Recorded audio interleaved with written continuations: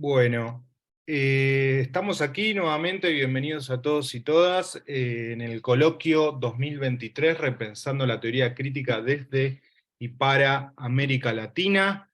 En esta oportunidad nos encontramos en el segundo encuentro de este ciclo, en el que nos va a estar acompañando Rocío Zambrana. Ella, hago una pequeña presentación de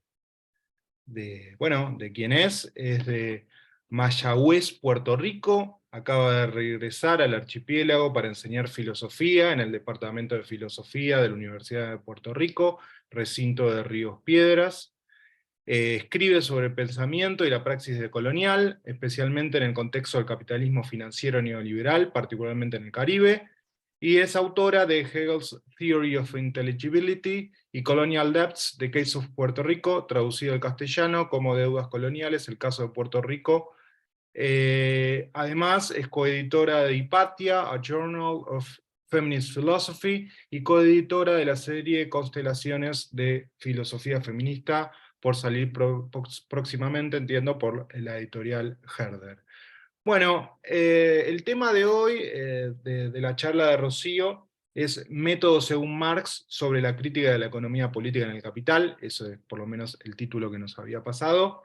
Y bueno, la idea, nuevamente como en el encuentro anterior, sería que Rocío se tome un tiempo para hacer su presentación, y luego pasaríamos a un segundo momento de intercambio, comentarios. El encuentro está siendo transmitido en vivo por redes sociales, y va a estar disponible pronto en YouTube además. Te comento, Rocío, algo del ciclo, no sé si más o menos estás al tanto. La idea es discutir con gente del continente sobre todo, que esté trabajando de alguna manera a partir o desde la tradición de la teoría crítica, de alguna manera, en términos muy amplios. Nos interesa eso. Tuvimos un encuentro ya con un profesor de México, Omar García Corona, en donde justamente él presentó un trabajo sobre una crítica descolonial de la Escuela de Frankfurt, y bueno, este segundo encuentro tenemos el agrado de contar con tu presencia, y la idea durante el año es continuar. Tenemos unos 3, 4 reuniones más previstas a lo largo de todo el año, en donde nos van a estar acompañando distintos, justamente, compañeros y compañeras de América Latina para pensar algo de estas cuestiones. Así que bueno, sin más preámbulos, ya te doy la palabra, el tiempo es tuyo, tómate el tiempo que necesites, y luego pasamos entonces a ese segundo momento más del intercambio. Muchísimas gracias. Bueno, buenos días, porque acá en Puerto Rico son las 9 de la mañana, a todas y a todos y a todes. Es un placer estar aquí y nada, participar de este ciclo, ¿verdad? De conferencias tan interesantes e importantes de repensar, ¿verdad? La teoría crítica desde las Américas. Bueno, les quiero compartir un texto, Método según Marx, sobre la crítica de la economía política especialmente en Capital. Y bueno, que estoy muy emocionada del diálogo que le va a seguir. ¿Cómo debemos entender el método de la crítica a la economía política en el capital? La pregunta es clave en la coyuntura actual. El método organiza el recuento de la relación entre el análisis económico de la lógica de la explotación, basado en la noción de la fuerza de trabajo y el plusvalor, y el análisis histórico de la expropiación, presente en el texto mediante la noción de acumulación primitiva. En el centro de los debates, ¿verdad? Estos dos ejes en el centro del debate sobre el corpus de Marx hoy. Rosa Luxemburgo, Nancy Fraser y David Harvey, por ejemplo, leen la acumulación primitiva no solo como la historia, sino también como parte de la lógica económica del capital. Para Fraser, el fin de la expropiación es la incorporación en la estructura de la explotación. Stephanie Smallwood, Nick Nesbitt y Walter Johnson, por otro lado, centran la trata transatlántica y la esclavitud en las plantaciones del Nuevo Mundo para un recuento de la génesis y las actualizaciones de la creación y captura de valor más allá de la plusvalía. Para Smallwood, la crítica a la economía política en el capital requiere un análisis de la esclavitud como categoría económica y experiencia histórica que rinde cuentas de la creación de un mercado de la fuerza de trabajo asalariado en vez de forzado. precisar la naturaleza del capital, es decir, requiere esclarecer la historia y operación de la mercantilización de la fuerza de trabajo, inicialmente en el comercio con seres humanos, que devendría en el mercado de la fuerza de trabajo libre, medular, ¿verdad? En el recuento de Marx, para la autovalorización del capital. Entonces, retomar el problema epistémico endémico a la noción de crítica en Marx, que está en el centro, ¿verdad?, de la tradición de teoría crítica de la Frankfurt, es imprescindible en este contexto. Tradicionalmente se entiende que con el rechazo a todo impulso positivista presente en el empirismo e idealismo que estructura el materialismo bajo ataque, especialmente, por ejemplo, las tesis de Feuerbach, Marx toma la epistemología, o torna, disculpen, la epistemología en teoría social. Se suele decir además que los elementos epistémicos de la teoría social corresponden al problema de la ideología, como planteado especialmente en la ideología alemana y el prólogo a la contribución de la crítica de la economía política. O sea, los límites y las paradojas de la conciencia y autoconciencia generados por el capital y los aparatos superestructurales claves para su reproducción. Pero a mí me gustaría enfocarme en la versión del problema netamente epistémico que Marx retiene en su crítica al positivismo de la economía política clásica como gesto crucial para entender su método, y especialmente en este contexto de ese debate entre la explotación o la expropiación como ejes centrales en Marx. Me interesa considerar cómo este problema epistémico se ve reflejado e impacta el debate contemporáneo sobre la relación entre la explotación y la expropiación, prestando particular atención a dos interpretaciones de la crítica en Marx, una normativa y la otra dialéctica. Y tomaré dos interpretaciones del método del capital como paradigmáticas en este contexto. Por un lado, Smallwood enmarca el proyecto de una crítica de la economía política en términos de la mercantilización de y comercio con la fuerza de trabajo, clave para la autovalorización del capital, ya que esta y solo esta, en constante y consistente oferta, genera el plusvalor. Para Smallwood, la concepción de acumulación primitiva genera un sesgo conceptual e histórico, ofuscando que el conjunto trata-plantación son prototipos de la enajenación de la fuerza de trabajo violentamente coaccionada en vez de libre, distintiva del capital. Entender la trata y la plantación como ya capitalistas requiere afirmar la presentación dialéctica distintiva del capital y explícitamente elaborada en la introducción a los Grundrisse. Por el otro lado, Karen Ing lee el proyecto crítico del capital como uno que cuenta con un fundamento normativo naturalista basado en una versión del humanismo antropológico del joven Marx. Para Ing, Marx es consistente a lo largo de su corpus, ofreciendo una versión de crítica normativa kantiana vía Hegel, en la cual el especificar la naturaleza de la deshumanización del trabajador en la libre enajenación de la fuerza de trabajo requiere la noción de esencia genérica, Gattungswesen, que había desarrollado en el 1844. Ella sitúa a Marx en relación con la noción de la idea que cierra la ciencia de la lógica de Hegel, ya que esta está basada en la forma lógica de la vida, proveyendo un modelo para la estructura de juicios normativos acerca del capital. El juicio normativo permite adjudicar entre una vida libre y racional versus una en las cuales sus condiciones de posibilidad son sistemáticamente socavadas. Ok, entonces voy a empezar con un recuento de la crítica al positivismo en los textos de Marx antes de pasar a Smallwood y luego a Ing.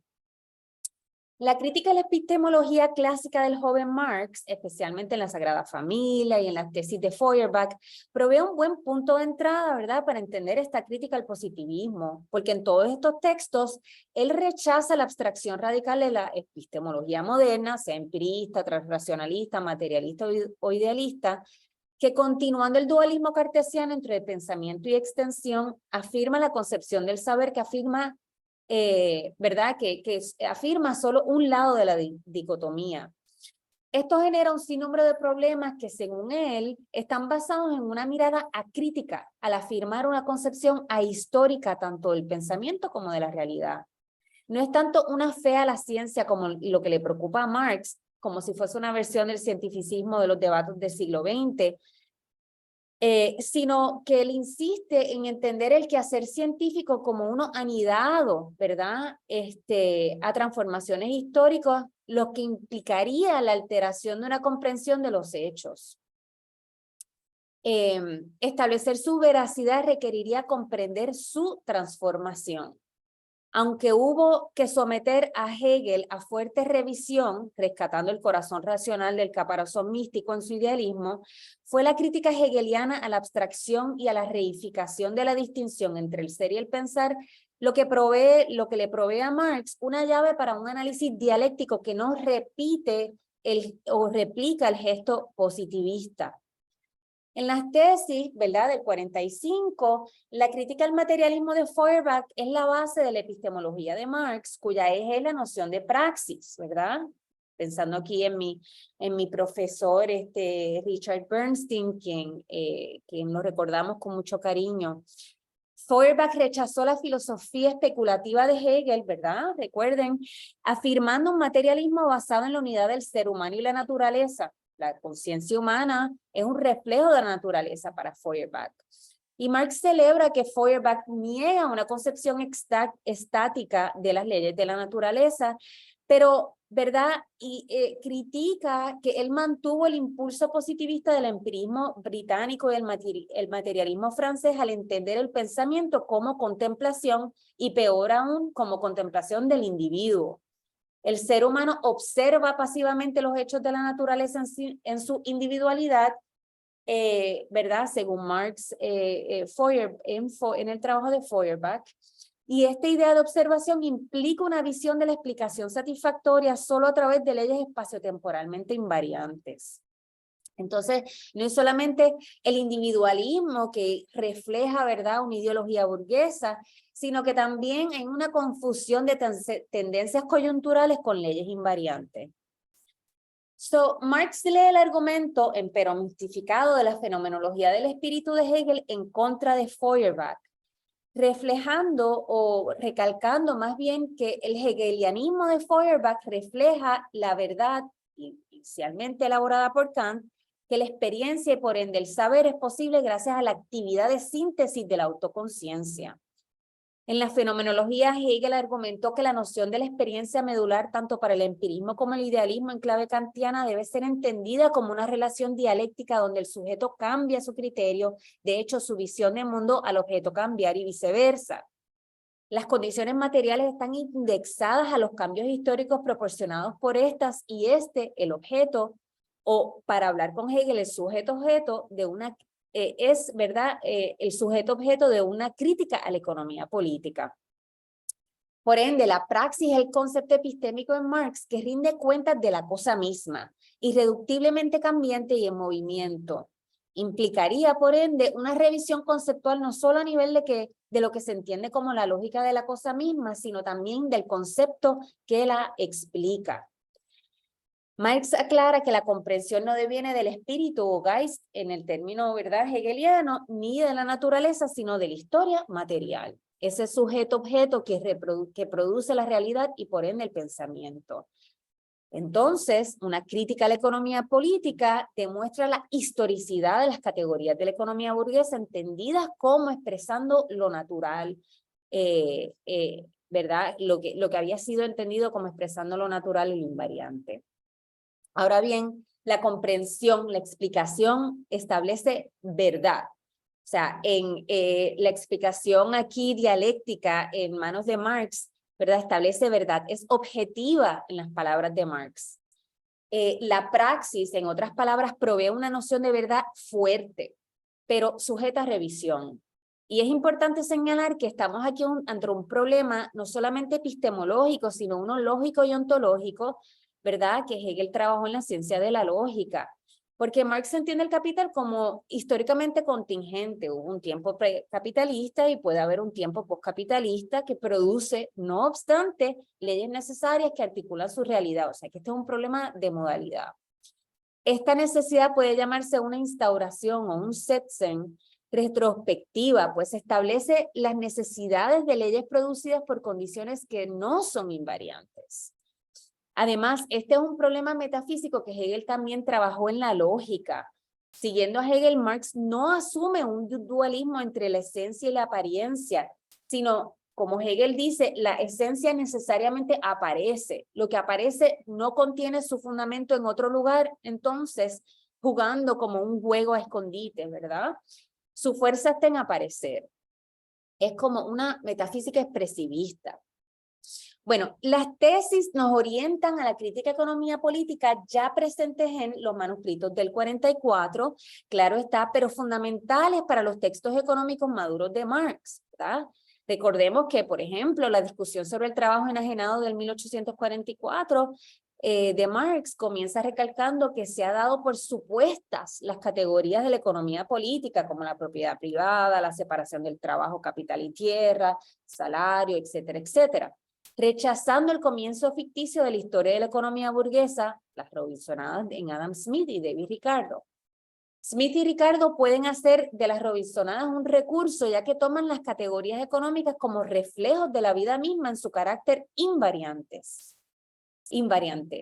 Marx, en contraste, parte de un hecho económico actual, como él lo escribe, demostrando que estas expresan la relación social distintiva de la organización material de un momento histórico. Y describe esta relación social cuando escribe que el trabajador se convierte en una mercancía tanto más barata cuanto más mercancía produce, ¿verdad? Y que la desvalorización del mundo humano crece en razón directa de la valorización del mundo de las cosas. El trabajo no solo produce mercancías, él escribe, se produce también a sí mismo y al obrero como mercancía. Bueno, procediendo del hecho económico actual, Marx establece que la propiedad privada es el producto, el resultado, la consecuencia necesaria del trabajo enajenado, como lo sabemos, y que para demostrar la historicidad de la propiedad privada, él recurre al concepto, a distinguir lo que él llama la objetivación y la enajenación. Como criaturas vivientes, los seres humanos necesariamente tenemos una relación metabólica con la naturaleza. La actividad productiva, o sea, lo que él llama la objetivación, es por tanto esencial para lo que es el ser humano. Y esto va a ser importante para el recuento normativo de IN. La noción de enajenación rastrea las formas en que el capital distorsiona la relación del ser humano con el producto del trabajo, la actividad productiva misma, la vida de la especie y la especie genérica. O sea, no solamente la naturaleza, pero nuestra naturaleza social.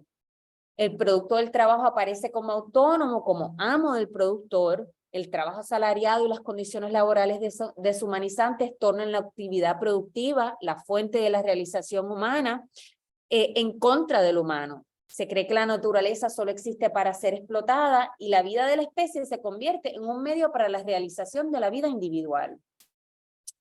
Ahora bien, Marx retiene la estrategia de demostrar la historicidad de las categorías económicas a lo largo de su corpus, aunque vemos una variación sustantiva con el abandono de la centralidad de la categoría de Gattungswesen o de esencia genérica, ¿verdad? Como Joe Pilling explica, la crítica detallada de las concepciones erradas de la economía política clásica en torno al concepto de valor, dinero, capital, etcétera, en el capital, incluyendo aquí las teorías de la plusvalía, y en los Grundrisse, comparte, según Pilling, ¿verdad?, esa raíz con el recuento de los manuscritos del 44. El carácter ahistórico de esta ciencia genera su debilidad decisiva, ya que genera, él dice, la inclinación a tratar la economía capitalista como una que trabaja directamente de acuerdo con las leyes de la naturaleza. Cierro cita.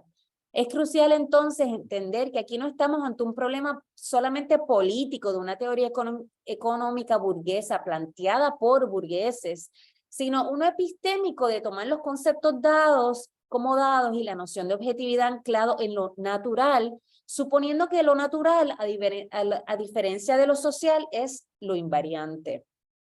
Marx ajusta su crítica tomando como dadas las categorías de la ciencia de la economía política, entendiéndolas como, él dice, formas de pensamiento socialmente válidas y por lo tanto objetivas. Son reflejos de la naturaleza del capital, de su lógica interna, cuya modalidad es la necesidad. Entonces, entender el trabajo como fuerza de trabajo, precisar la enajenación como crucial para la generación del plusvalor, por ejemplo, exponen la necesidad de la relación social históricamente específica, que es el capital. El libro El Capital, siguiendo, ¿verdad?, esta línea, no sigue el modelo del trabajo de Ricardo, en el cual supuesto recuento del desarrollo histórico de las relaciones económicas de la sociedad moderna inicia la discusión, sino que Marx invierte ese orden. Los 3 volúmenes y más lo que hubiese sido el cuarto, ¿verdad?, la teoría de las plusvalías, son una exposición de cómo las relaciones de la economía burguesa crecen lógica e históricamente de las relaciones de producción de la mercancía, como dice Pili. Recordemos que la mercancía es sine qua non para la producción del plusvalor, es el trabajador. En el cuarto volumen, que continúa el trabajo de las contribuciones del 59, encontramos la reflexión teórica de la crítica a la economía política clásica, una ciencia que no, como dice Marx, está interesada en elaborar cómo las varias formas devinieron, sino buscarlas reducidas en su unidad por medio de un análisis que comienza tomándolas como premisas, si es Rosita. Mientras las libretas buscan aclarar la confusión entre el plusvalor y la ganancia en la teoría de la economía política, Marx desarrolla su recuento argumentando que la teoría misma está basada en la lógica de la mercancía en su abstracción epistémica. En los Grundrisse, Marx desarrolla con mayor precisión esta forma de proceder y en proximidad a la lógica de Hegel. Esto no representa una recaída del misticismo hegeliano, lo que llevaría a Marx a lo opuesto de la fe a lo dado como natural del positivismo de la economía política clásica. Para Hegel, lo abstracto es precisamente lo indeterminado, lo que solo podemos comprender a través de un recuento de la historia de su devenir. Aunque la negatividad de la forma en Hegel genera este movimiento, en Hegel el contenido es lo que la guía, ¿verdad? Entonces, el fin es un nuevo comienzo, ya que toda determinación que se percibe inicialmente en su identidad dada, pura y estática, contiene implícita la historia de las condiciones que le hicieran lo que es. Por ende, la comprensión hegeliana depende de jamaquear la aprehensión que toma lo estático como evidencia de la verdad de dicha determinación, entendiéndola en su devenir. Para Marx, la abstracción de lo que Hegel hubiese llamado lo indeterminado, lo que aún no ha sido comprendido en su historia de devenir, en otras palabras, solo puede captarse en su propio contexto, comprendiendo otras formas desde su especificidad histórica. Tanto así como veremos que el punto de vista que aquí se ofrece implica una lectura de formaciones previas en base a la idea que la sociedad burguesa es la más compleja y desarrollada organización histórica de la producción, como dice Marx, y que la economía burguesa suministra así la clave de la economía antigua, etc. Cierro cita de Marx. Voy a regresar a este punto más adelante, que va a ser muy importante para entender cómo Marx, ¿verdad?, piensa o no piensa suficientemente la esclavitud. Aquí el punto clave es que la mercancía, el trabajo, el valor de cambio, etcétera, son presupuestos por la economía política clásica, sin tener en cuenta que son, en efecto, una relación de una sociedad históricamente específica, ¿verdad? Ahora bien, o sea, entonces la relación, la sociedad, por ende, es lo que debe ser la presuposición para Marx. Ahora bien, según Marx, y cito, un inmenso progreso se dio cuando Smith rechazó todo carácter determinado de la actividad creadora de riquezas, considerándola simplemente como trabajo, con la universalidad abstracta de la actividad creadora de riquezas. Y se da al mismo tiempo la universalidad del objeto determinado como riqueza, como producto en general, o una vez más, como el trabajo en general, pero como trabajo pasado, objetivado, cierro cita. O sea, en esta abstracción, el análisis ahistórico del trabajo en el texto de Adam Smith, que le permite a Marx moverse a un análisis de la fuerza de trabajo para poder detallar su apropiación por el capital. Perdón, es esa abstracción que Smith está ¿verdad?, rastreando, es precisamente lo que ayuda a Marx a, ¿verdad?, moverse de un análisis de la fuerza de trabajo para poder, ¿verdad?, detallar su apropiación por el capital. La enajenación aquí aparece como ese proceso de captura que es la relación social distintiva del capital, pero sin la antropología filosófica del 44, claro está. Es este análisis a nivel conceptual que rinde cuentas del capital como relación social.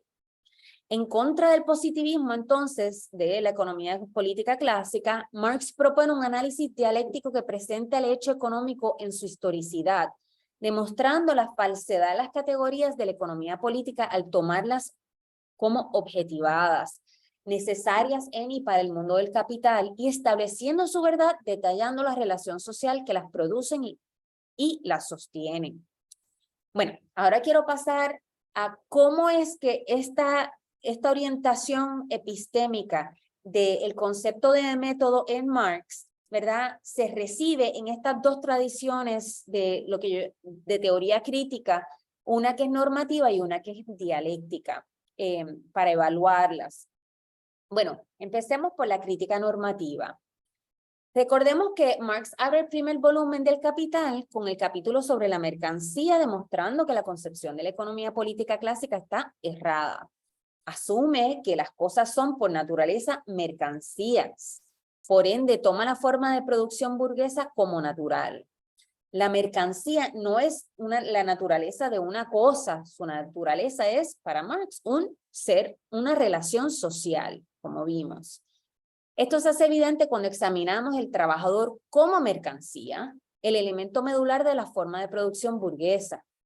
Esto podría ser un argumento moral explicitando el mal del estatus de trabajador como algo, ¿verdad?, a ser manipulado, usado y luego desechado, descartado.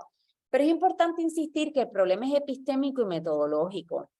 Marx rechaza lo invariante como norma para la crítica y por ende la crítica como aquella actividad que requiere una norma que no sea parte de y por ende esté implicada en el mundo del capital. Y aquí pues ese pensamiento de Horkheimer. Marx presenta un problema económico cuando argumenta que lo que se vende y se compra en la contratación del trabajador no es algo estático, no es un objeto sin vida, sino lo que él dice, inseparable de la existencia corporal del trabajador mismo. El trabajo es la actividad del trabajador, crea todo valor y es ella misma invaluable. Su única medida es el tiempo. Perdón, ese es Nicolaus. Como consideraré con mayor detenimiento en la próxima, ¿verdad?, sección, el trabajador ofrece su fuerza de trabajo por un salario en el mercado laboral. La noción de fuerza de trabajo continúa la distinción entre valor de uso y valor de cambio con la cual Marx explica la mercancía en las primeras páginas del Capital. Recordemos que el valor de uso corresponde a la utilidad de una mercancía en cuanto a la satisfacción de necesidades o deseos del usuario. En cambio, el valor de cambio trasciende los elementos sensibles no solo de la mercancía, sino del trabajo impregnado en esta. Está basado en un criterio, en una norma que puede establecer lo común entre objetos inconmensurables. El valor de cambio no deviene, Marx recalca, del valor de uso como la ganancia, sino que no se debe confundir con el valor que no deviene del mero intercambio. Marx aclara que por fuerza de trabajo, él dice, entendemos el conjunto de las facultades físicas y mentales que existen en la corporeidad, en la personalidad viva de un ser humano y que él pone en movimiento cuando produce valores de uso de cualquier índole, cierro cita. Clave aquí es la noción de enajenación que hemos visto, el proceso por el cual la fuerza de trabajo es apropiado por el capital. La enajenación rinde cuentas del hecho que dice la fuerza de trabajo solo se efectiviza por medio de su exteriorización, se manifiesta tan solo en el trabajo, cierro cita. La fuerza de trabajo deviene cito nuevamente, una mercancía cuyo valor de uso posee la peculiar propiedad de ser fuente de valor, cuyo consumo efectivo mismo, pues, fuera objetivación de trabajo y por tanto creación de valor, cierro cita. Es decir, el plusvalor solo se genera por aquella mercancía que crea valor en su mismo consumo y que por ende estimula la autovalorización del capital. La venta de la fuerza de trabajo deviene un sueldo para la propia reproducción. La apropiación de esta fuerza vital por el capital a través de ajustar el sueldo a lo mínimo necesario para la reproducción del trabajador, a la vez que se ajusta la organización del proceso de producción, específicamente el día laboral, para la mayor productividad, expresa la lógica de la explotación. Aunque ya para el 67 Marx ha dejado atrás la noción de Gattungswesen como eje central de su crítica a la economía política, Karen Ing argumenta que permanece como central para la crítica en el Capital. Recordemos la discusión del trabajo enajenado del 44, ¿verdad? Que el capitalismo distorsiona el hecho de que los seres humanos producen como una especie para la especie. Cuando Marx imagina la producción libre y humana en los manuscritos, Ing señala, habla de, y cito a Marx, apropiación real de la esencia humana por y para el hombre. Marx piensa esta apropiación como una restitución a la naturaleza, sugiriendo un naturalismo que es un humanismo que es un naturalismo. Él propone que la apropiación, y estoy citando, sensible por y para el hombre de la esencia y de la vida humana y de las obras humanas, implica restaurar toda relación con la naturaleza, ver, oír, oler, gustar, sentir, pensar, observar, percibir, desear, actuar, amar. En resumen, escribe Marx, todos los órganos de su individualidad, como los órganos que son inmediatamente comunitarios en su forma, cierro cita. Ser mediador entre tú y la comunidad, como él dice, está anidado en la apropiación del capital. Negando el rechazo de la filosofía antropológica como un esencialismo o como demasiado indeterminada para proveer un fundamento normativo para la praxis, Karen Ing propone un rescate del proyecto del joven Marx, pero en el Capital. Si la enajenación es una condición objetiva, ella escribe, esta solo puede ser entendida como objetiva en el contexto del ser humano genérico y en su actividad de trabajar, producir y consumir. Ella apunta al prefacio de Capital, donde Marx escribe que concibe su punto de vista como proceso de historia natural del desarrollo de la formación económico-social y se da la tarea de rastrear lo que denomina juicios históricos naturales, ese es el término de Karen Ing, que guían el proyecto de una crítica a la economía política. Para hacerlo, propone regresar al legado de Hegel en Marx, especialmente en torno al gesto de Hegel en la ciencia de la lógica de modelar la noción de la idea en base a lo que él allí llamó la lógica de la vida. Y en su rechazo a una dialéctica mistificada, Marx modifica este momento de la lógica, ella argumenta, modelando la noción de fuerza de trabajo en base a la lógica del ser genérico. Decir que la idea está modelada en la lógica de la vida, para Ing, es decir que cualquier experiencia posible no solo está fundamentada en la autoconciencia, sino en la estructura reflexiva de la vida misma, que según Hegel, que se encuentra en Hegel. Hegel ha naturalizado el proyecto crítico de Kant, en la cual la condición de posibilidad de la experiencia es la autoconciencia. Ella retiene el compromiso fundamentalmente kantiano, entendiendo la lógica de la vida como el fundamento de la normatividad en el corpus de Hegel. El problema presente es uno de juicio, ¿verdad? De la actividad de juzgar, que nos acerca a lo que Hegel llamó en continuidad con Kant el concepto. En la actividad de juzgar, la objetividad es asegurada por la autoconciencia en su actividad de síntesis, de subsunción de la intuición bajo un concepto. Para Hegel, escribe Ing, y la cito, la universalidad de los conceptos de la especie, Gattungskonzepts, permite un contexto objetivo para la identificación y la evaluación de individuos, se lo cita. La vida en vez de la autoconciencia se convierte en la norma en vez de la actividad que guía el recuento hegeliano de la abstracción y reificación de la epistemología moderna, incluyendo el idealismo de Kant. El gato, la especie, ella escribe, juega un rol clave en dos de las innovaciones hegelianas más importantes, la teoría de la autoconciencia y de Geist o espíritu, y su teoría de juicio y la verdad. O sea, la universalidad concreta en Hegel es la lógica de la vida plena, reflejada en y por la verdad. Según Ing, Marx modela la noción de trabajo en base a la lógica del ser genérico, anidando el fin de una actividad libre y humana a la epistemología kantiana. La autoconciencia, aquí la vida, asegura que la actividad de juzgar las categorías, aquí los conceptos de la especie, son la forma de un objeto, como dice Kant, en general. Los juicios, ella escribe, y la cito, establecen relaciones necesarias, lo que necesariamente los seres humanos son, seres vivos, naturales, con necesidades, lo que necesariamente tienen capacidades para la sensibilidad, sentimiento de autoconciencia, la acción y el pensamiento, lo que necesariamente hacen trabajar, producir, consumir en relaciones sociales, en relación con un mundo natural objetivo, si es Rosita. Los juicios, por ende, se refieren a la naturaleza de la especie en relación con su actividad en la historia natural de la especie. La vida toma múltiples formas, pero es libre cuando responde a sus límites materiales, a las formas de la vida en general. La actividad libre, escribe In, entendernos a nosotros mismos y a otros objetos qua conceptos de la especie es necesaria para la sobrevivencia y la prosperidad de los seres humanos. Cierro cita.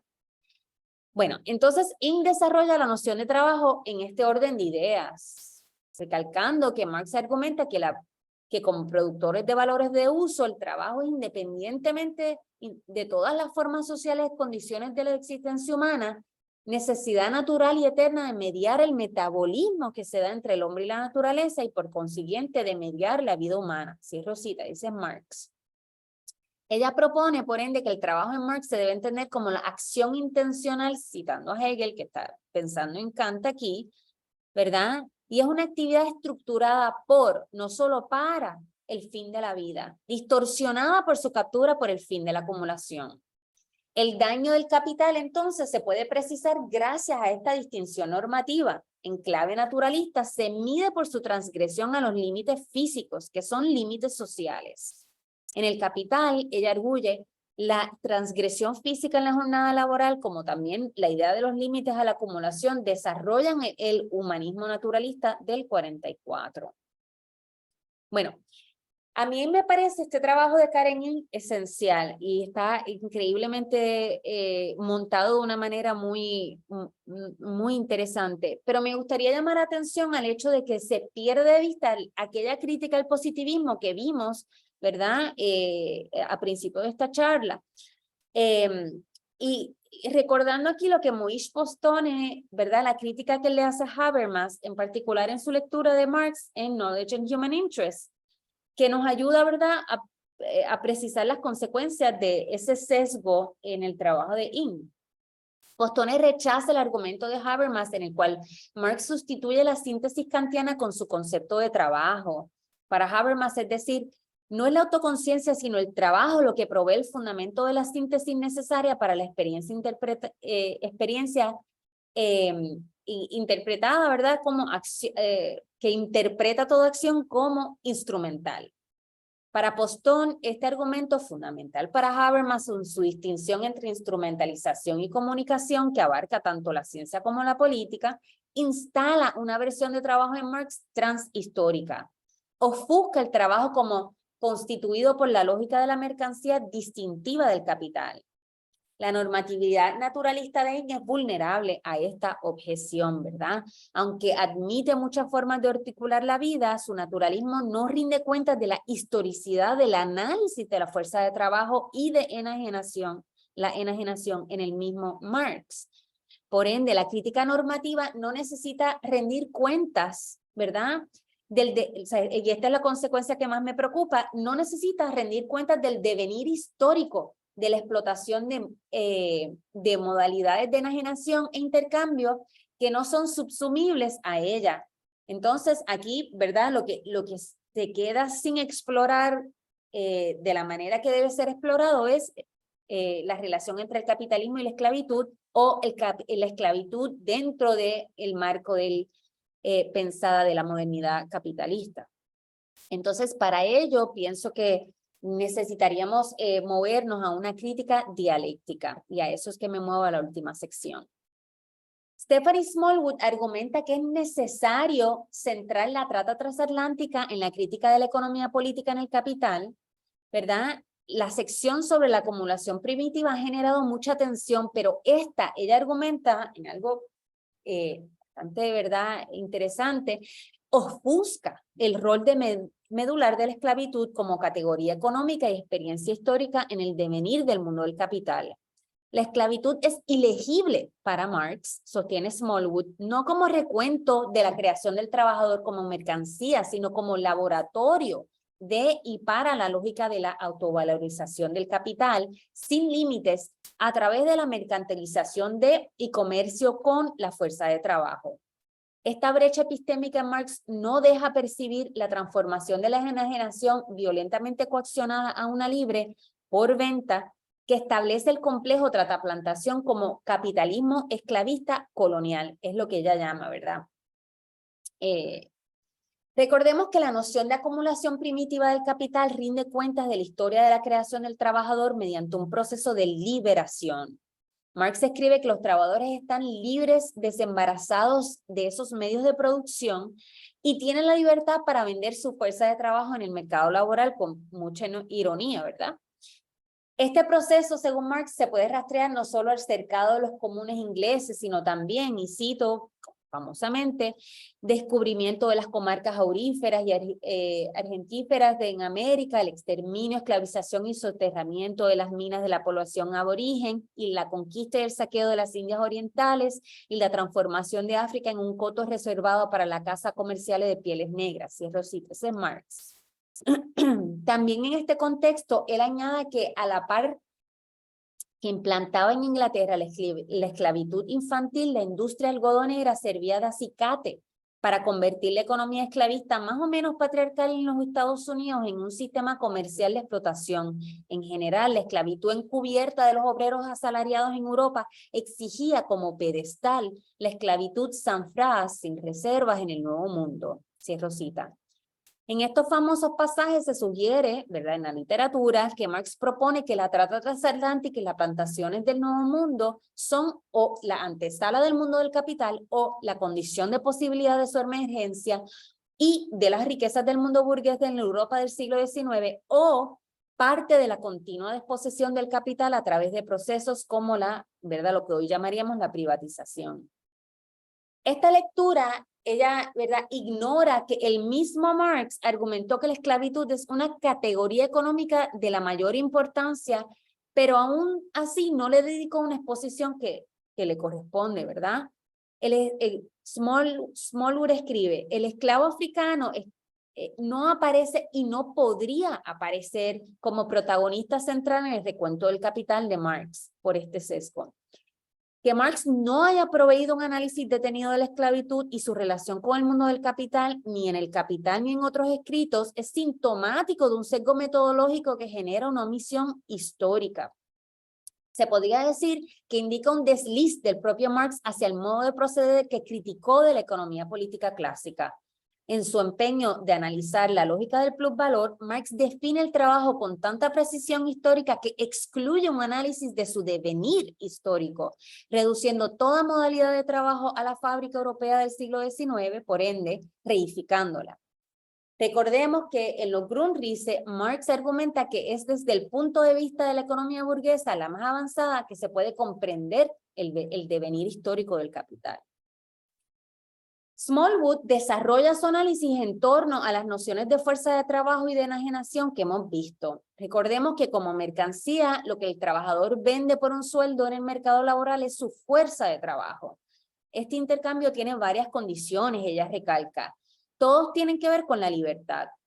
Ella explica que según Marx, la presencia de la fuerza de trabajo en el mercado como mercancía requiere, 1, que se venda como mercancía por su poseedor, 2, que el poseedor tenga completa posesión de ella, 3, que las partes sean jurídicamente iguales, y 4, que debido a la autovalorización del capital, es un movimiento sin límites, la fuerza de trabajo regrese una y otra vez al mercado, y por ende que solo se venda por un tiempo limitado. De hecho, si se vende en su totalidad y de una vez por todas el trabajo, ella escribe, se transforma de hombre libre, el trabajador se transforma de hombre libre en esclavo, de poseedor de mercancía en simple mercancía.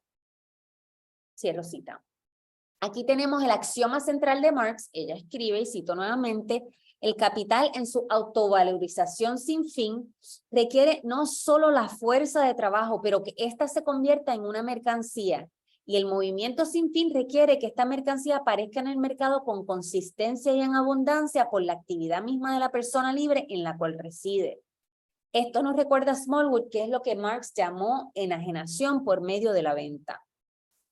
El ser humano deviene mercancía entonces solo cuando trafica libremente con su propia fuerza de trabajo. Para Marx, la persona esclavizada ha sido completamente mercantilizada, pero está, según Marx, por fuera de la relación del capital. Ella indica. Las condiciones de enajenación por venta en el contexto del trabajo asalariado funcionan como heurísticas para entender cómo Marx entiende el complejo trata-plantación como aquello no solo anterior o condición de posibilidad de la relación del capital, sirve más bien para precisar el complejo trata-plantación como prototipo de la explotación en el contexto industrial y a su vez como modalidad de trabajo no asalariado que persiste en cuanto es endémica a la lógica del capital. Para Smallwood, el retorno libre, consistente y constante de la fuerza de trabajo al mercado laboral es una transformación de la presencia violentamente coaccionada, consistente y reabastecida de la fuerza de trabajo en el circuito de producción y circulación esclavista. La primera es libre, ofrecida por su poseedor, aun cuando sea presionada por el ejército industrial de reserva. La segunda es radicalmente forzada, reemplazada a través de tecnologías de terror, captura, esclavización y regulación. El reemplazo implicaba la necesidad de la trata, o se calculaba en términos de la vida del captivo esclavizado como se calculaba el costo del desgaste de los medios de producción, o implicaba tecnologías jurídicas punitivas y sociales que obligarían la reproducción de la población esclavizada, como, ¿verdad?, lo trabajan Saidiya Hartman o Seleni Rodríguez en el contexto caribeño. Estas son tecnologías de enajenación radicalmente distintas, pero implicadas, señala Smallwood. Ambas expresan el devenir histórico del capital y, por ende, debe ser central al recuento del capital de Marx. Además, Smallwood señala la omisión histórica de Marx resulta de su noción de esclavitud y la organización de trabajo en las plantaciones del Nuevo Mundo, ¿verdad? Como también señala Jorge Ibarra Cuesta, Marx piensa la esclavitud como un sistema patriarcal, así lo llama, imaginándolo como un sistema menos violento que la explotación en la fábrica. Él pensaba que el trabajo esclavizado solo genera valor de uso y no valor de cambio. Por ende, no está sujeto a la lógica sin límites de la autovalorización del capital. No es relevante para la producción del plusvalor. Este sistema solo gana relevancia para el mundo del capital, según Marx, cuando, y él escribe, son arrastrados a un mercado mundial en el que impera el modo de producción capitalista y donde la venta de los productos en el extranjero se convierte en el interés prevaleciente sobre los horrores bárbaros de la esclavitud, de la servidumbre en la gleba, etcétera, y se injerta el horror civilizado del exceso de trabajo. Cierro cita. Marx va tan lejos como a decir, y abro cita nuevamente, de que de ahí el trabajo de las personas negras en los Estados Unidos, en los estados meridionales de la Unión Norteamericana, mantuvieron un carácter moderadamente patriarcal mientras la producción se orientaba a lo fundamental, a la satisfacción de las necesidades inmediatas. Pero en la medida, y sigue Marx, en la medida en que la exportación algodonera se transformó en interés vital de estos estados, el trabajo excesivo de las personas negras, a veces en consumo de su vida en 7 años de trabajo, se convirtió en un factor de sistema calculado y calculador. Ya no se trataba de arrancarle cierta masa de productos útiles, de lo que se trataba ahora era la producción del plusvalor mismo. Cierro cita.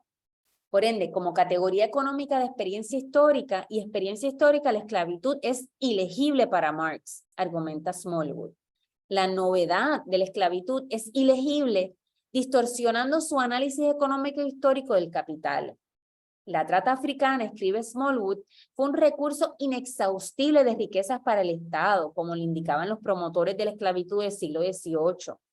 Y añade, abro cita nuevamente, el sistema que alimentó fue un laboratorio original en que los propietarios del dinero realizaron por primera vez e innovaron la producción de plusvalía mediante la enajenación continua de la fuerza de trabajo en el mercado. Cierra cita. En suplir su necesidad de fuerza de trabajo sin límites a través del circuito de la trata transatlántica y sus tecnologías de terror, y además en organizar una producción moderadamente mecanizada y altamente burocrática, basada en el cálculo económico con vistas al mercado transatlántico, esta novedad es el nacimiento del capital. La esclavitud no está fuera de la relación del capital, por ende, sino lo fundamenta y la sostiene. Smallwood resume su argumento en un pasaje que cito en extenso, y ya mismo estoy cerrando. Cito a Smallwood. El sistema esclavista del Atlántico colonial fue uno que se perpetuó a sí mismo, un sistema de producción de plusvalor impulsado por la mercantilización de la fuerza de trabajo en el mercado. Innovó esto por lo que llamó la enajenación del trabajo por coerción, y lo hizo antes de la innovación europea de lo que Marx llamó la innovación de la fuerza de trabajo por venta.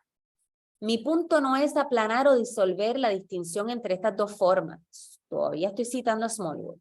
Sin embargo, en lo que insisto es que al caracterizar el sistema esclavista colonial como uno cuyo objeto principal era una acumulación agregada, que era primitiva en el sentido de estar fuera o externo al tiempo y al lugar del capitalismo en el norte de Europa del siglo XIX, la acumulación primitiva de Marx oculta más que revela.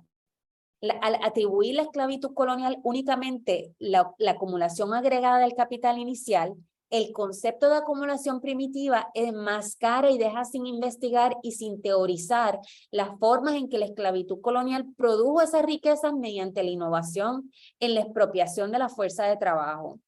Borra la escala de la esclavitud colonial, distorsiona su cronología y ocluye la expropiación burocrática del trabajo por medio de la violencia desarrollada a lo largo de 3 siglos antes del giro de la esclavitud estadounidense hacia la producción del algodón. Cierro cita. Smallwood no ofrece una crítica normativa para corregir el recuento del capital. Su crítica a Marx tampoco tiene que ver con una filosofía de la historia que afirma el mundo burgués como avanzado y como clave para la lectura de la historia en general. Ella examina la transformación de la enajenación por coerción y la enajenación por venta en relación con el método dialéctico presente en la introducción de los Grundrisse. En este texto, Marx examina la relación dialéctica entre la producción, la distribución, el intercambio y el consumo. Lo hace con el modelo de juicio, lo hace no con el modelo de juicio kantiano vía la noción de la lógica de la vida en Hegel, como lo vimos en el trabajo de Ing, sino con el modelo del silogismo de Hegel que Hegel argumenta resuelve el dualismo latente en el juicio. El silogismo ofrece una noción de totalidad dialéctica en la cual cada elemento está implicado en el otro. En la nota metodológica de los Grundrisse, Marx expone la relación dialéctica entre la producción, distribución, intercambio y consumo, demostrando que cada uno está implicado en la otra. Sugiere que así se establece la historicidad del modo de producción burguesa. Como hemos visto, en cuanto al trabajador como mercancía, la realización de la fuerza de trabajo es a la vez su consumo, pero uno que, dada la relación salarial, es su intercambio, etc.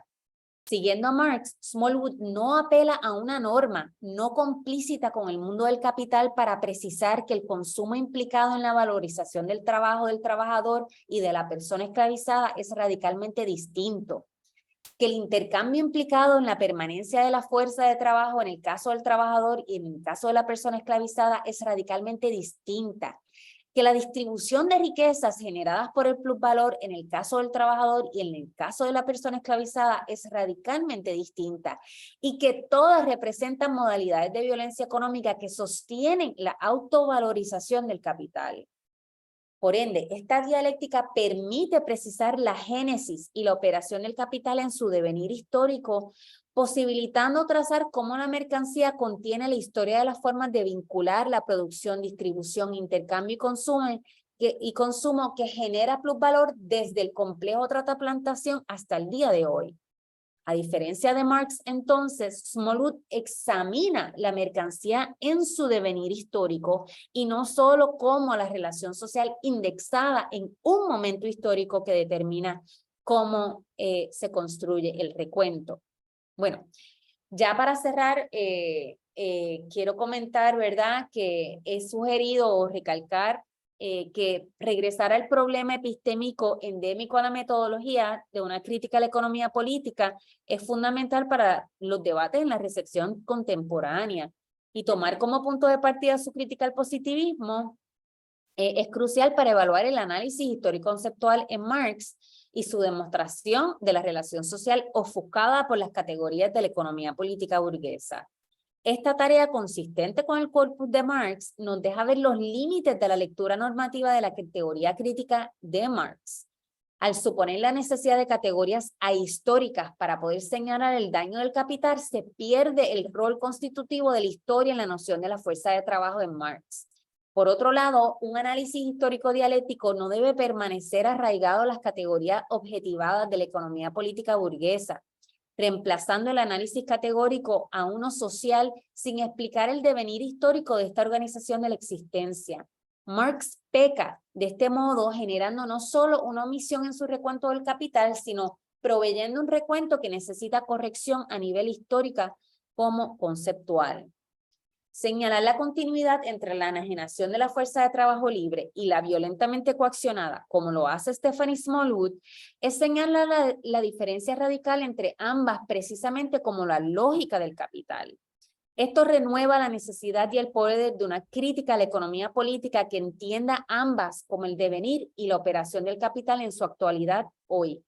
Smallwood llama el complejo trata-plantación el capitalismo esclavista colonial.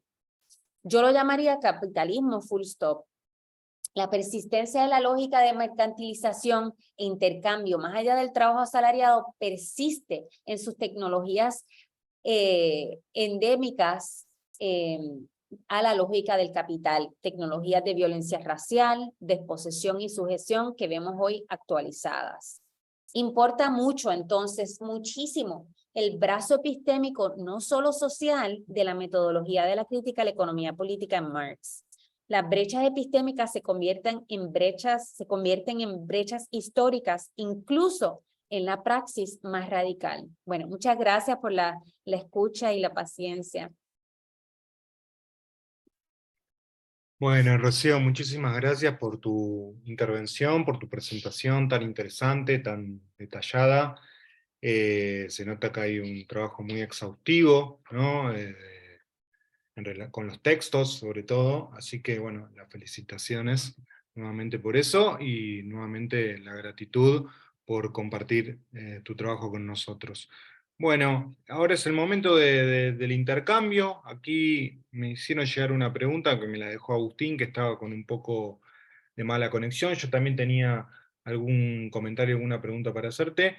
Y bueno, todos los que nos estén viendo por redes sociales pueden sumar su pregunta, los que estén conectados aquí en el Zoom también, así que por favor las voy a estar recibiendo aquí por el chat, o si alguien quiere tomar la palabra, bueno, puede hacerlo. Empiezo, si te parece, Rocío, por lo que me dejó aquí Agustín para preguntarte. Mi pregunta tiene que ver con el estatuto del sujeto epistémico en el análisis del capital. Se ha subrayado muchas veces acerca del problema del desconocimiento o el no saber de los actores sociales en el análisis de Marx de la lógica anónima de valorización capitalista. El hecho de que los procesos de reproducción del capital se den a espaldas de los sujetos permite formular un tipo de crítica que pone en suspenso las opiniones o representaciones de los sujetos. Mi pregunta es si no es posible complejizar esta epistemología con materiales del mismo estudio del capital, tales como los análisis casi etnográficos de las luchas sociales por la reproducción de la jornada laboral.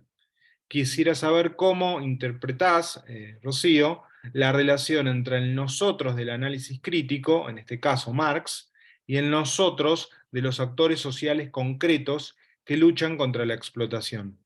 ¿Cómo pensar esa relación sin caer en un reduccionismo metafísico que presupone un saber más allá de las conciencias de los agentes, ni tampoco en un reduccionismo demagógico que le otorga la verdad a los actores concretos, siempre y en todo lugar, más allá de las coyunturas concretas y las relaciones de las fuerzas circunstanciales. Y agrega Agustín, mi sospecha es que el subrayar la matriz hegeliana de la lógica en el Capital se cae en un riesgo de obturar la posibilidad de pensar la misma praxis, la misma posibilidad de la praxis transformadora por el determinismo logicista, ¿no? Tal como se observa en el movimiento de la nueva lectura del Capital.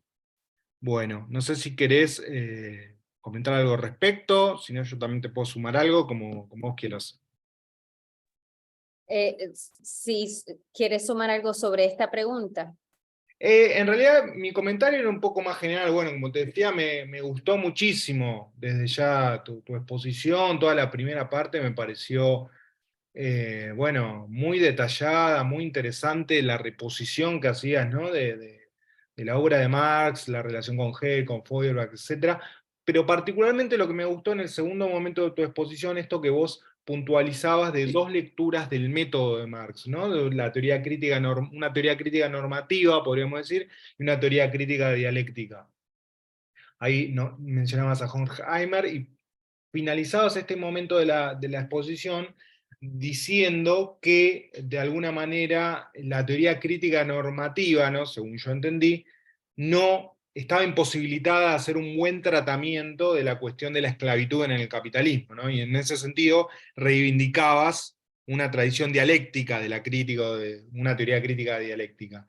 Yo tenía como una inquietud, y estando al tanto, ¿no? Que vos, bueno, sos una interlocutora y la conocés a Nancy Fraser, has tenido algún intercambio con ella, etc.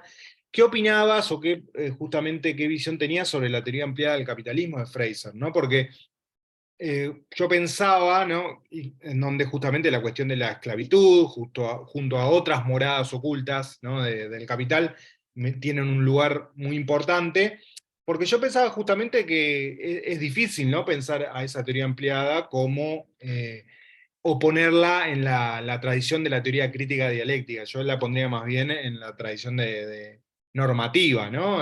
Teniendo en cuenta la importancia que para ella tiene el ideal regulativo, ¿no? Normativo de la paridad participativa. Entonces, me generaba esa inquietud, tal vez justamente porque no apareció en esa parte del análisis. Al principio sí la mencionaste a Fraser, pero bueno, ¿qué opinión tenías al respecto de eso? Pero bueno, Vale, eso. dale, son dos preguntas distintas. Sí, son dos distintas, en efecto. Sí. Sí, dale, pero están relacionadas, ¿no? Bueno, muchas gracias a ambos por las preguntas tan chéveres y detalladas también.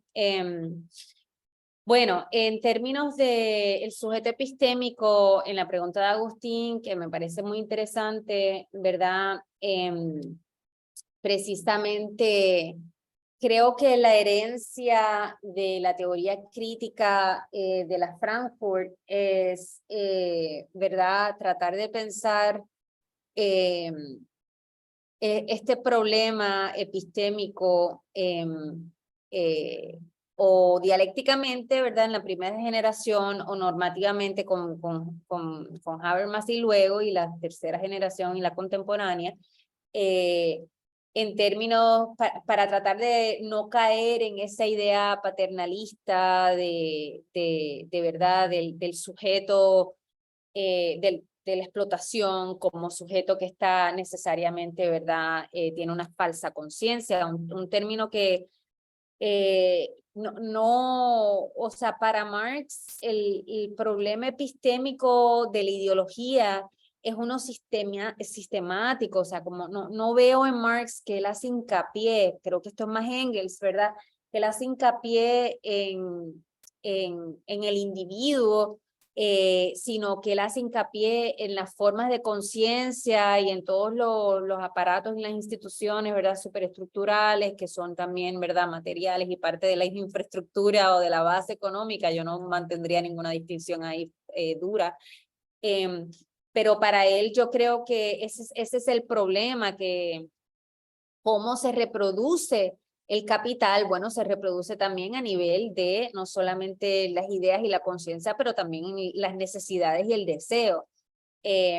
Entonces, me parece que para Marx precisamente por eso el problema político también para Marx está en términos de verdad, y para la tradición del marxismo, ¿verdad? De cuál es el rol de un brazo organizado político para esclarecer, ¿verdad? La experiencia misma del trabajador. Y bueno, ahí caemos en un sinnúmero de, de espacios como problemáticos, ¿verdad? De ir a contarle a alguien sobre su propia opresión y tener ese, ¿verdad? O por el otro lado, que el posicionamiento de, como llamaríamos, ¿verdad?, de la epistemología de punto de vista, sea solo basado en la experiencia vivida y no en lo que las estructuras objetivas a las que apunta la experiencia vivida. Entonces, por eso a mí me parece que lo que es importante para la tradición de teoría crítica y marxista hoy es más bien como recontar un poco los problemas endémicos a cómo hemos tratado de solucionar ese problema de la conciencia falsa o el problema epistémico del individuo. Y precisamente es lo que quería hacer también en el texto, pero sin apelar a la posición epistémica del individuo, sino más bien a cómo es, cuáles son las presuposiciones metodológicas que nos llevan a unos lugares más productivos para la pregunta misma. Y bueno, pienso que el gesto de la crítica normativa que trató un poco de avanzar en este problema, me parece que lo replica de una manera problemática, porque naturaliza todas unas normas, ¿verdad? Y entonces deja de hacer el recuento histórico por enfocarse en establecer y estabilizar las normas de crítica. Entonces, pues nada, un poquito por ahí por eso es que quería plantear el problema epistémico como uno sistémico. Yo siento muy en complicidad con Marx y no tanto con los lectores y las lectoras de Marx. Sí, acerca de Hegel, bueno, es que lo que pasa es que las lecturas, ¿verdad? Lo que hace Karenin con el rol de la lógica de Hegel en el Capital, está basado en su propia lectura sobre la lógica de Hegel y toda la literatura que ha salido en los últimos 10 años sobre la lógica, que verdad es un poco, ha querido recobrar algunos elementos de la ciencia de la lógica más allá de toda su complicidad con la filosofía de la historia hegeliana. Entonces, ahí hay problemas, pero también hay pues posibilidades, como ella las ve, de tratar de implicar, ¿verdad? Esa relación entre la normatividad del concepto y la lógica de la vida que está ahí en el cierre de la lógica, de la ciencia de la lógica de Hegel. Entonces, a mí me parece que el problema más grande es incluso el intento de hablar sobre la lógica de Hegel en este contexto desde un punto de vista más kantiano sobre la normatividad, porque ahí nuevamente hay como una naturalización a nivel metafísico y normativo que replica el mismo gesto que Marx estaba criticando cuando criticaba como el positivismo de la economía política contemporánea a él, ¿verdad? No sé si eso contesta, porque no sé si Agustín, no creo que está aquí, pero espero que algo de eso hable a la pregunta de Agustín. Bueno, y la otra pregunta, ¿verdad? Nada, quería aclarar un poco que, ¿verdad? Y las dos versiones de crítica que estaban mirando son versiones bien contemporáneas de teoría crítica normativa en el trabajo de Karenin. Solamente mencioné a Horkheimer por una lineecita que estaba citando de Marx, pero Horkheimer no estaba en ningún lugar acá. Realmente la crítica normativa era la crítica que desarrolla Karenin, y la crítica dialéctica como la desarrolla Stephanie Smallwood. Son, ¿verdad?, pensadoras que bueno, Karenin dentro del contexto de la teoría crítica de la Frankfurt y muy enfocada en la cuestión normativa naturalista, y Stephanie Smallwood, historiadora de la esclavitud, bueno, lectora de Marx de una manera muy productiva. Entonces, un poco lo que quería hacer era como trazar esas diferencias y entonces, bueno, no sé si me planteas un poquito como nuevamente precisar la pregunta que tenías. Me enfoqué en la de Agustín y ahora Y claro, es no, yo te decía que, bueno, desde ya que me había encantado, digamos, algo de toda la reposición de la obra de Marx, y particularmente en el segundo momento, como, según yo entendí, hablabas de que el método de Marx de alguna manera era heredado, ¿no?, por decirlo de algún modo, por dos tradiciones, una crítica y una normativa, ¿no? Y dejaba sentado, me pareció, que el tema de la esclavitud en el capitalismo no era bien abordado en la tradición normativa. ya recuerdo. Claro, y sí en la dialéctica. Entonces, ahí ya me surgió, justamente me entró como en escena la figura de Fraser, que yo la vinculo más con una tradición normativa, si se quiere, más que dialéctica, sobre todo porque su teoría ampliada del capitalismo yo creo que trabaja muy bien el tema de, no solo de la esclavitud, sino de un montón de otras condiciones de posibilidad, por decirlo de alguna manera, o acumulaciones originarias o moradas ocultas, como ella dice, que son permanentemente recreadas, ¿no?, para que el capitalismo pueda tener lugar. Entonces, simplemente tener como una pregunta en ese sentido, de cómo mirabas algo de ese aporte, y si vos lo pensabas como un poco lo estoy pensando yo, más en una tradición normativa. Sí, no, perdón, que ahora estoy viendo que tengo aquí Fraser.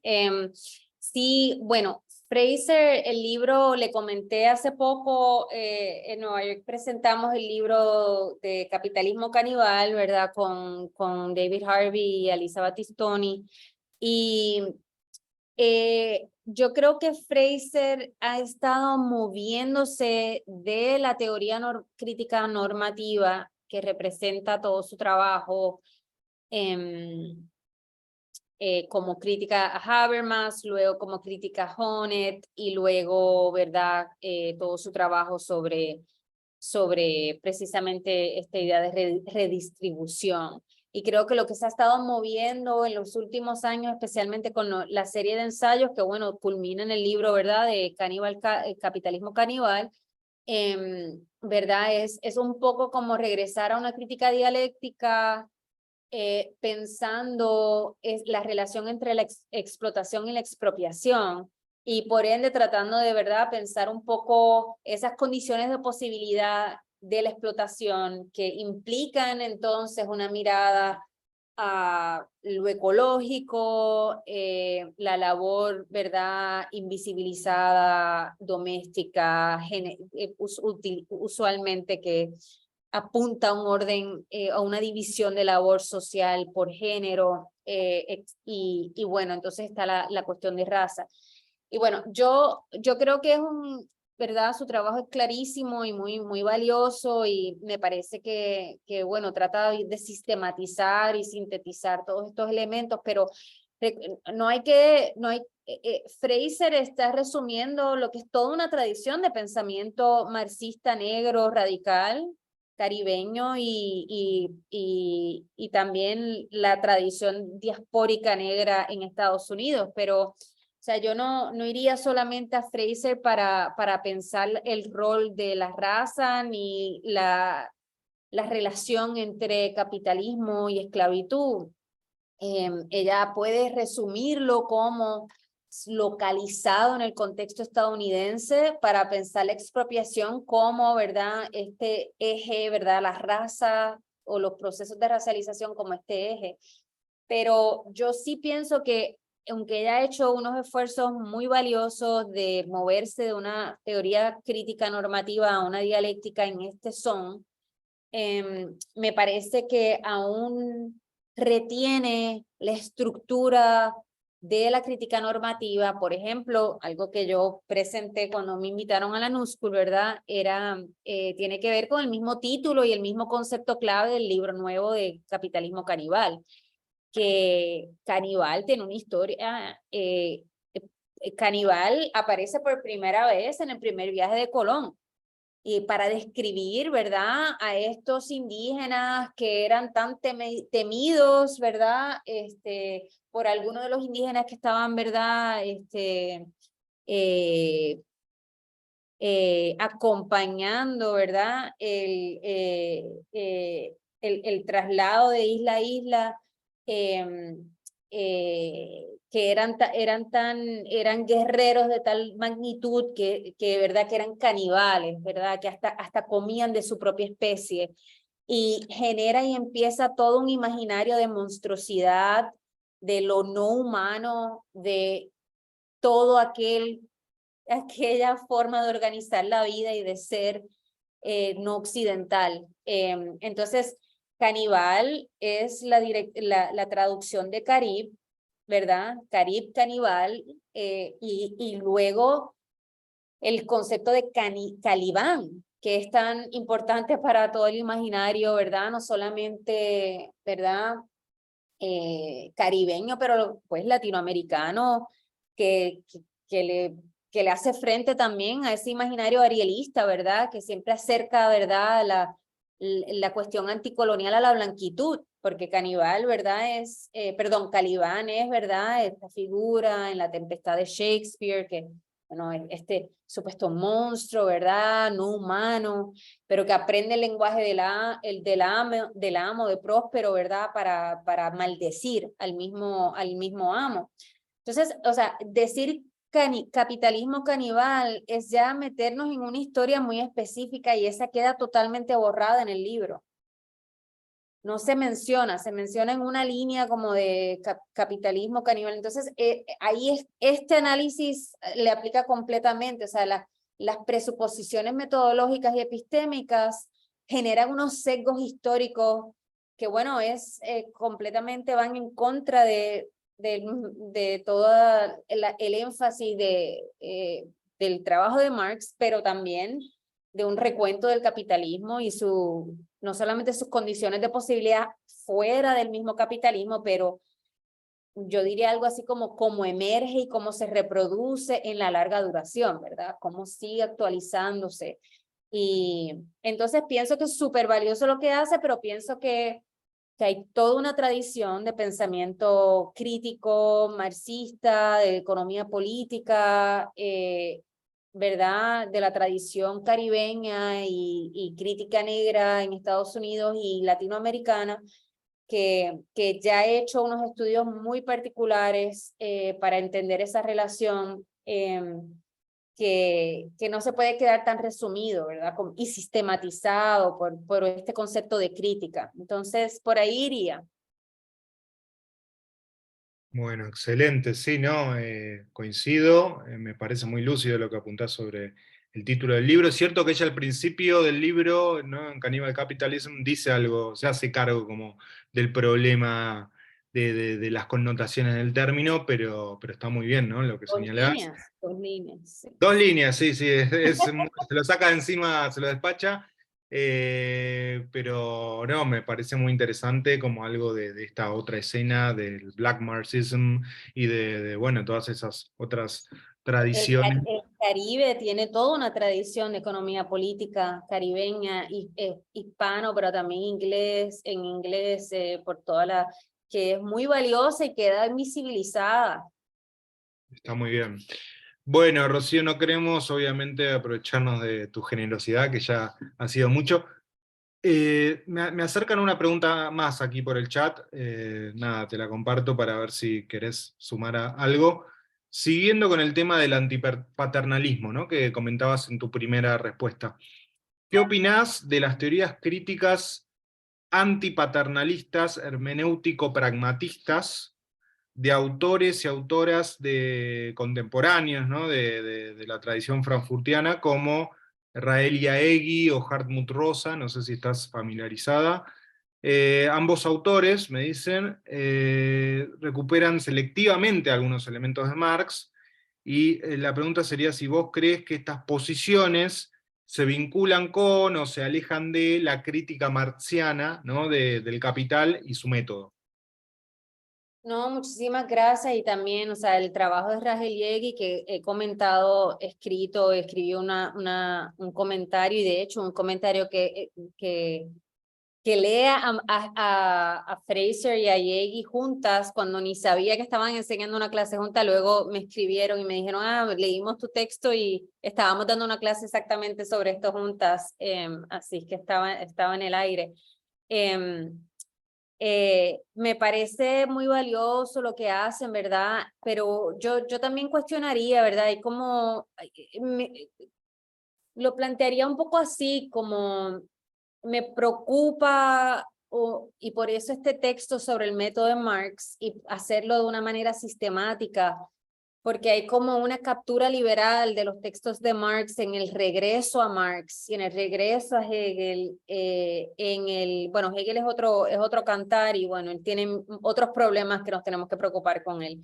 Pero el regreso a Marx, como un Marx humanista, o solamente el naturalismo de Marx, que no se enfoca tanto en la economía política, o en una manera de ver la acción, o recobrar el concepto del progreso, que entiendo que es el proyecto de Yegui hoy día, y lo sé porque, bueno, sigue un poco del libro, el último libro, que ya tiene unos añitos, ¿no?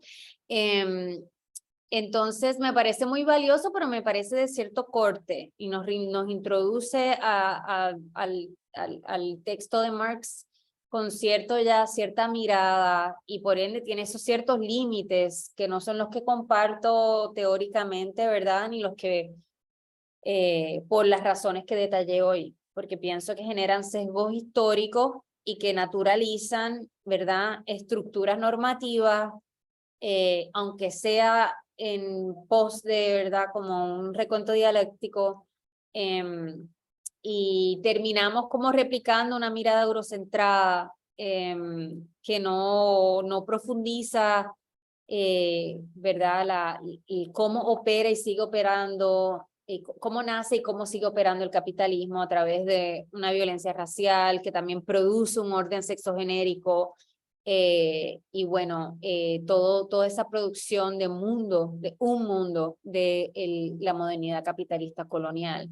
Entonces, esa es mi preocupación. Entonces, es muy valioso, pero es de otro corte, porque tiene una agenda muy particular de unos compromisos, de metodológicos, pero nos lleva a unos lugares, que no profundizan de una manera que entiendo que es muy necesaria, incluso desde una perspectiva marxista, de los textos de Marx, quiero decir.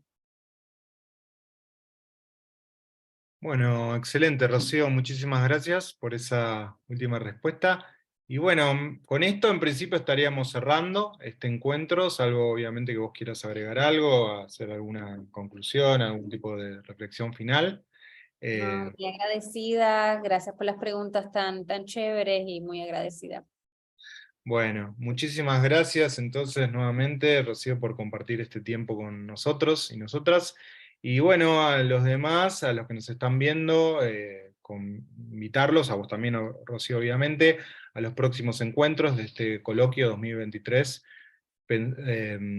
repensando la teoría crítica desde y para América Latina. En junio vamos a tener un encuentro con un compañero brasileño, así que próximamente va a haber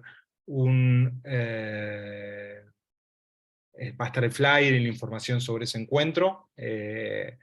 Así que bueno, nuevamente muchísimas gracias a todos y a todas, y estamos en contacto. Nos vemos en la próxima. Gracias. Lindo Gracias. día a todos y a todas. Adiós. Chao, cuídense. Chao, chao.